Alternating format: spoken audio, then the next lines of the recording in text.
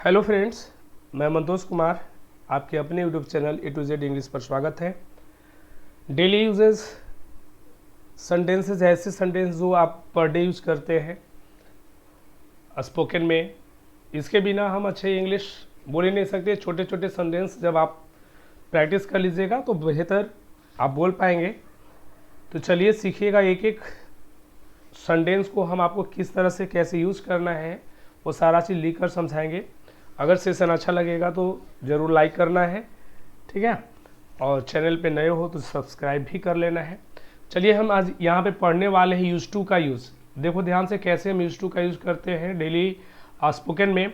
तो use to का मतलब होता है जब बी भव के बाद इज एम आर को बी भव कहा जाता है, इज एम आर को बी भव कहा जाता है। इसके बाद अगर यूज टू आया हुआ है तो ये दिखाने का काम करता है आदत। ये आपकी आदत को बताता है ना। किसी चीज़ को करने की आपको आदत होता है तो बोलते हैं ना कि मेरा ये करने का आदत है ना।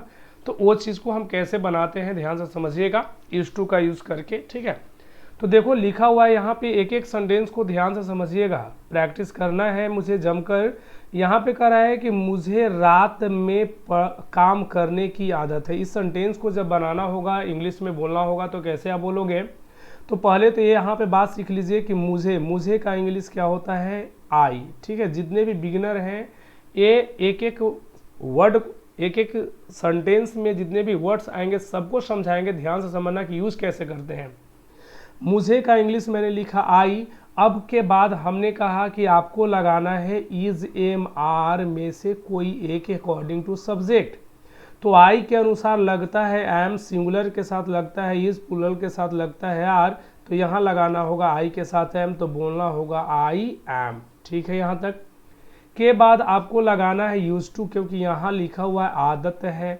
तो आदत है का हमने क्या बताया, यूज टू। तो यहाँ कह देना है यूज टू। यहाँ तक बातें समझ में आ गई।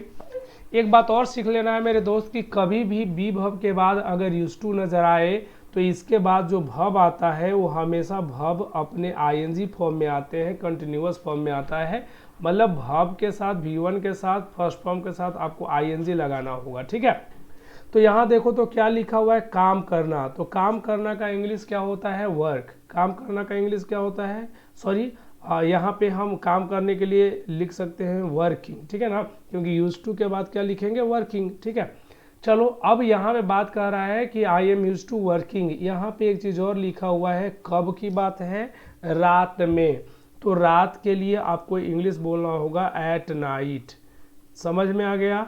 तो हमने क्या सीखा कि I am use to working at night, ये बन गया, ठीक है।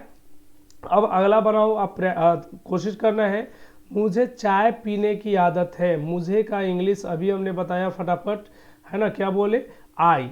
आपने लिखा आई के साथ क्या लगाना है, मुझे एम लगाना है, आई एम। अब यहाँ पे देखो पीना जो होता है ना, चाय पीना को हम बोलते हैं टेक टी।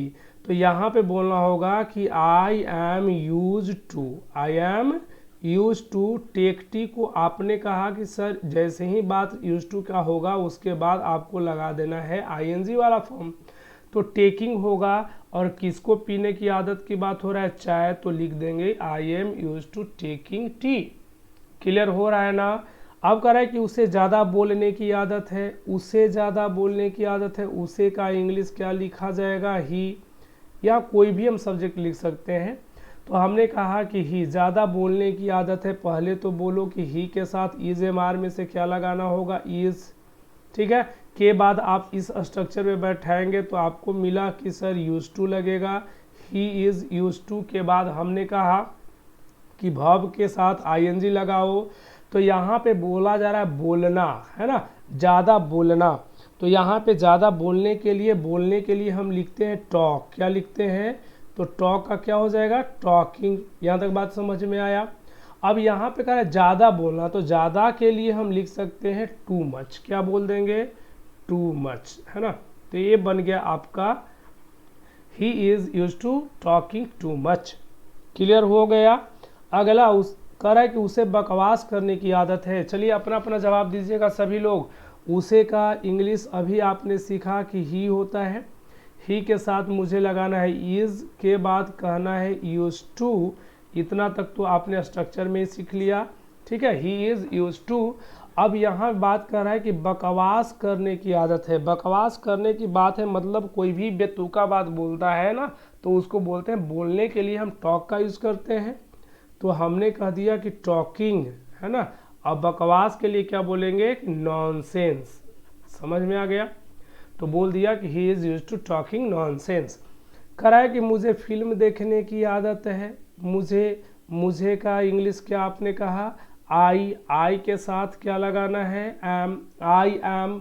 अब बात को समझिएगा, आगे की बात तो इतना तक तो आप कंफर्म है कि यूज टू लगा देना है, आई एम यूज टू। अब देखने के लिए इंग्लिश क्या होता है, वॉच। मूवी देखने के लिए आप वॉच का यूज़ करें, ठीक है, तो हमने कहा वॉचिंग।